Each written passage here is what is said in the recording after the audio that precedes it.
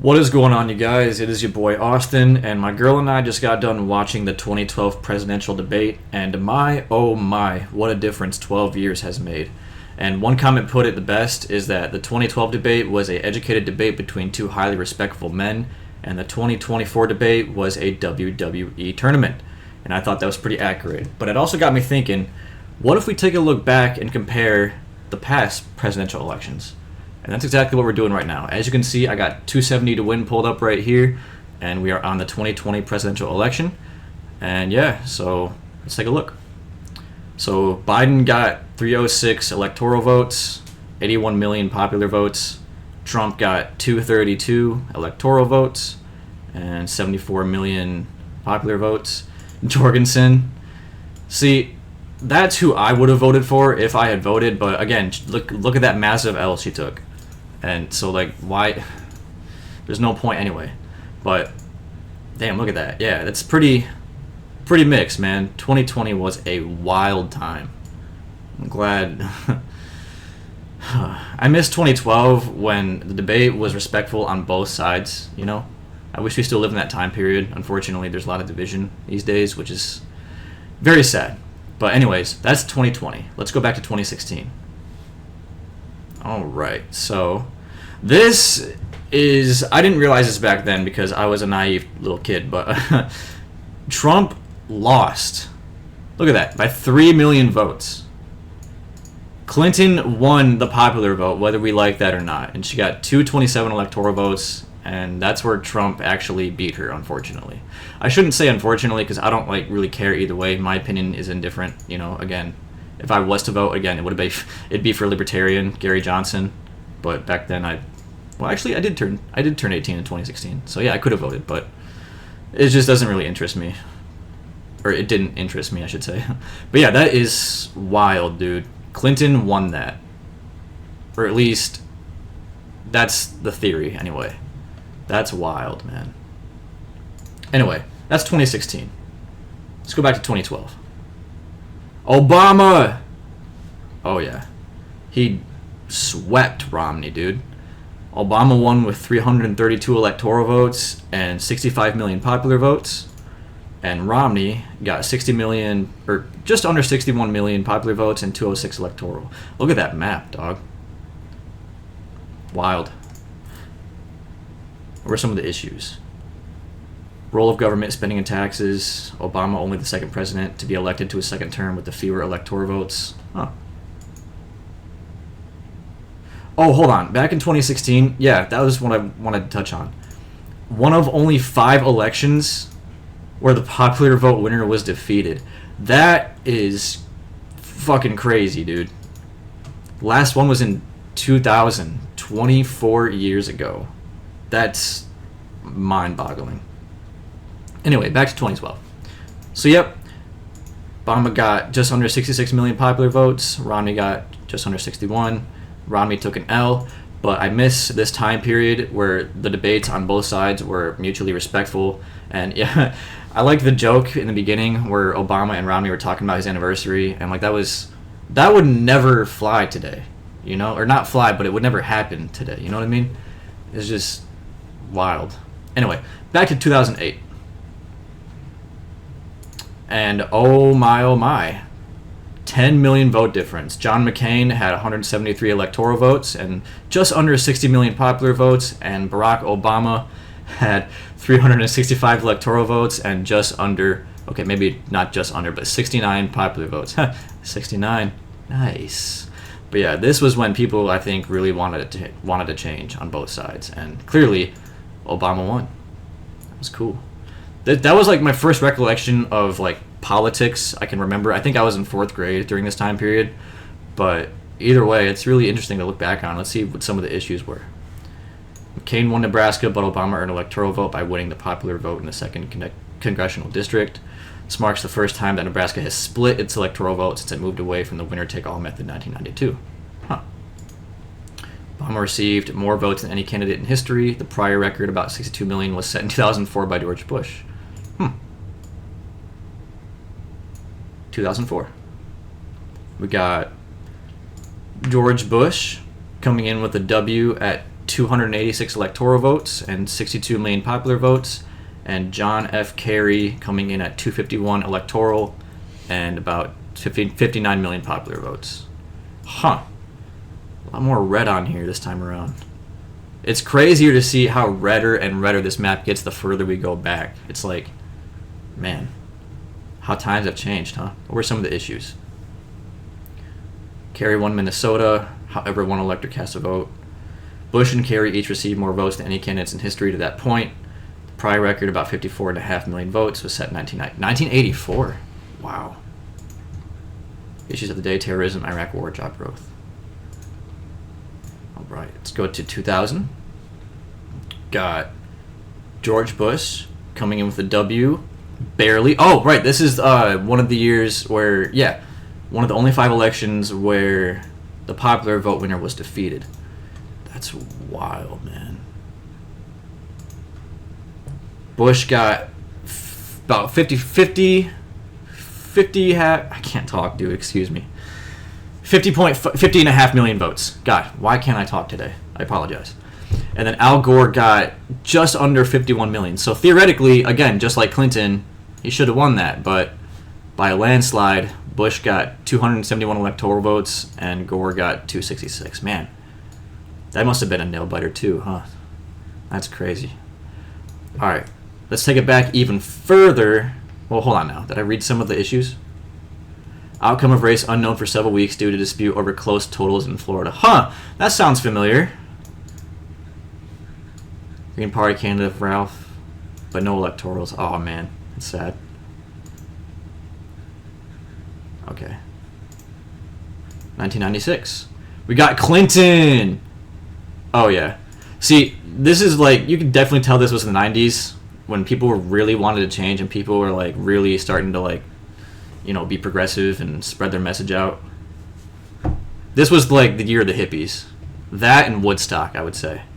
That's crazy, man. So anyway, Clinton got 379 electoral votes, about 47 million popular votes. Dole got 159 electoral votes and about 39 million popular votes. Bob Dole is a friend of the tobacco industry. Bob Dole likes your style. Bob Dole. Bob Dole. Bob Dole. Reform Party candidate H. Ross Perot received just under 8 million votes, but no electorals. That's wild, man. No kidding. Huh. Crazy to think about. Let's go back to 1992 to Clinton's first term. Oh, yeah, dude, dominated. Easily. He got just under 45 million popular votes with 370 electorals. Bush got 168 electorals and 39 million popular votes. And an independent. That's got to be the most votes I've ever seen for an independent. That is crazy. 19 million popular votes for Ross Perot and no electorals. That is crazy. I hope I said his name right. Let's take a look at some of the facts. California electoral votes now less than, or was that less than or greater than? Less than 10% of the total. Greatest concentration since New York in 1868. Independent candidate Ross Perot received, about 19.7 million votes, most ever for a third-party candidate, but no electorals. Man. Issues of the day: Persian Gulf War, fall of the Berlin Wall, and breakup of Soviet Union recession. Crazy. Let's go back to 1988. We got George Bush. Man. Talk about a red wave, man. That's crazy. In 1988, it looks like popular votes got about just under 49 million for George Bush, coming in at 426 electoral, and Michael S. Dukakis. I really don't know how to pronounce that. Dukakis. Sorry if you're watching this and I mispronounced that.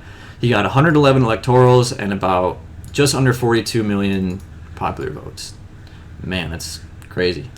What were some of the election facts? He won West Virginia, however, one electoral vote cast for Dem Vice President Lloyd Bentsen. Popular votes from that election: stock market crash, Iran, Contra, progress in USSR. Gotcha. Oh, the INF Treaty. Ronald Reagan.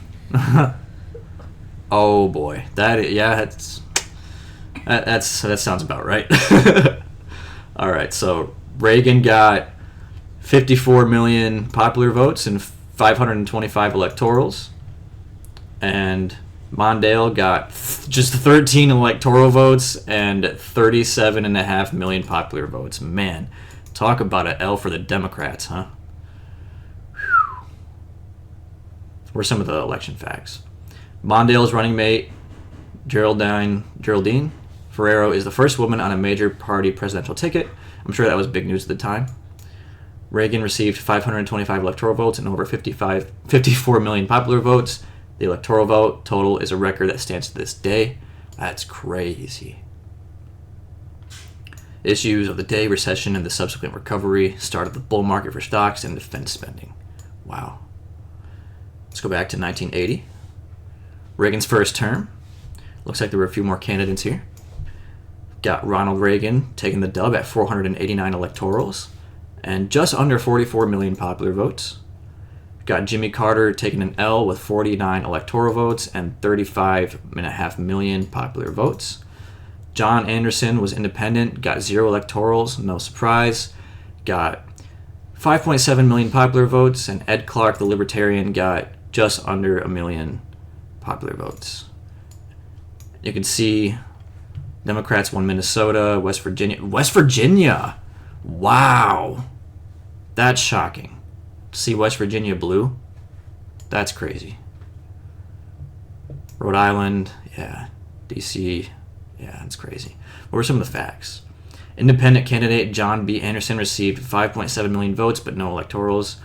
Some issues of the day were the Iran hostage crisis, the USSR invasion of Afghanistan, and inflation and the Summer Olympics boycott. Let's go back to 1976. Ooh, Carter with a W. Wow. Texas is blue? That's wild. All right, so we got Jimmy Carter taking the W with 297 electorals and just under 41 million popular votes. And Gerald Ford got 240 electoral votes and 39 million popular votes. California is red. That's surprising to see. California being red and Texas being blue. That's, Florida being blue. Wow, that's wild, dude. Ohio blue. Man. That must have been a wild election. What were some of the facts? Ford won Washington, however, one elector cast a vote for Ronald Reagan. Watergate, the impeachment and pardon of Nixon. Speaking of Nixon, in 1972, oh man, yeah, that's a big W for the Republicans right there. Richard Nixon got 520 electoral votes and 46 million popular votes, and McGovern got 17 electorals and just under 29 popular votes. Wow, man. 1972 election facts. California replaces New York with most electoral votes. 26th Amendment ratified in this cycle. 18-year-olds allowed to vote. Vice presidential succession. Nixon resigned on August 9th, 1974, and was replaced by Vice President Gerald Ford. They actually talk about this in the book I'm reading. I'm currently reading The Hoffa Wars, and Dan Moldia talks about this, about how Nixon and Kennedy were related, or not related, but their situations were related to the Hoffa and the Teamsters, and it's a really good read if you haven't read it yet. Anyway, Nixon won Virginia, however, one electoral vote cast for John Hospers. Issues of the day were the Vietnam War, international relations, detente with USSR, visit to China, Watergate. Main shifts from winner-take-all to congressional district method for allocating electorals. Man. Back to 1968, to Nixon's first term. Oh, wow, that's a very diverse map we got here. So Richard took the W with 301 electoral votes and 31 million popular votes. And Humphrey took the L with 191 electoral votes and just under 31 million popular votes. And George Wallace was independent and got 46 electorals. Wow. And just under 10 mil populars. Can you imagine if Wallace had won and we had an independent for a president? That would have been something to see, man. Some of the facts from the 60s. Wallace's tally of 46 marks the most recent election that the third-party candidate has won electoral votes. Nixon won North Carolina, however, one electoral vote cast for Wallace. Issues: Vietnam War, civil rights, assassinations, Robert Kennedy, MLK. Damn. Lyndon Johnson. Wow. Talk about a blue wave, man. Holy shit. That's got to be a massive W for the Democrats, man. Got Lyndon Johnson taking the massive W with 486 electorals and about just under 43 million popular votes. And Barry Goldwater, the Republican, got 52 electorals and 27 million popular votes. Let's see what some of the issues were, or facts were, I should say. 23rd Amendment ratified in this cycle. Washington, D.C. given electoral representation. Number of electors reaches 538, has remained there to this day. Issues of the day were Great Society, civil rights, Vietnam, and good economy. Man, this was, what, 1964? Yeah, man, this is very progressive time. Very progressive time period. That is wild. Let's go to 1960. Ooh. Must have been a close race here, too, huh? We got Kennedy taking the massive W at 34 million popular votes, 303 electoral votes. Nixon taking a L with 219 electorals and 34 million popular votes. This was a tight race, too, huh? No kidding. Let's see what some of the facts were. Alaska and Hawaii become states during this election cycle. Wow. Tells you how long ago this was, man. This is crazy. Vice presidential succession. Kennedy was assassinated on November 22nd, 1963, replaced by Lyndon Johnson. Just so y'all know, the Kennedy assassination was a straight mob hit, but we're not ready for that conversation yet. Nixon won Oklahoma, however, one elector cast a vote for Byrd. Byrd was not on the ballot. He received 14 of his 15 electoral votes from winning slates of unpledged electors in Mississippi and Alabama. Kennedy is the first Catholic and youngest person ever president. Man, what a time to be alive. Dwight D Eisenhower. In the 1956 election, the Republican Eisenhower took a vote with 457 electoral votes and about 35.5 million popular votes, and Adlai Stevenson, I hope I pronounced that right. Adlai Stevenson got 73 electorals and just under 26 million popular votes. Stevenson won Alabama, however, one elector cast a vote for Walter B. Jones. Issues: communism, USSR, McCarthy hearings, blah, blah, blah. Damn. 1952. Oh, so this was Eisenhower's... That was Eisenhower's second term. This is his first term. And Arkansas, seeing Arkansas and Louisiana and all this southern states blue, that's crazy. But Eisenhower won with 442 electoral votes, and about 33 million popular votes, and Stevenson lost with 89 electorals and 27 million popular votes. Man. Kentucky blue, West Virginia still blue. Crazy to see, man. Korean War, communism were the main issues back then. Harry Truman. Oh my. This must have been a wild time to be alive, huh? We got Harry Truman taking the W with 303 electoral votes and 24 million popular votes.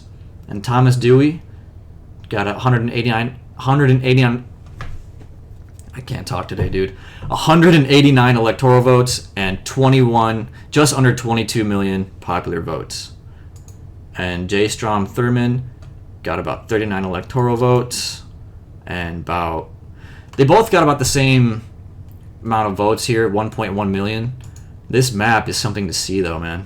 Texas blue, all these states yellow. That's wow. Let's take a look at some of the facts. 22nd Amendment ratified this cycle, limits presidents to 2 elected terms. Thurmond, nominated by splinter group of Southern Democrats, upset over civil rights and Democratic platform. Progressive candidate Henry Wallace received 1.1 million votes but no electorals. Truman won Tennessee, however, one elector cast a vote for Thurmond. Issues were the Marshall Plan and Berlin Airlift. Wow, that is definitely something to see, and I'm having a blast learning about all this history, because this is really cool to learn and read about. But with that being said, guys, I'm going to call this video here, and I may or may not do another video about this, but if you watch this video, thanks for sticking with me through all the way through, and I will catch you guys in the next one. Take it easy.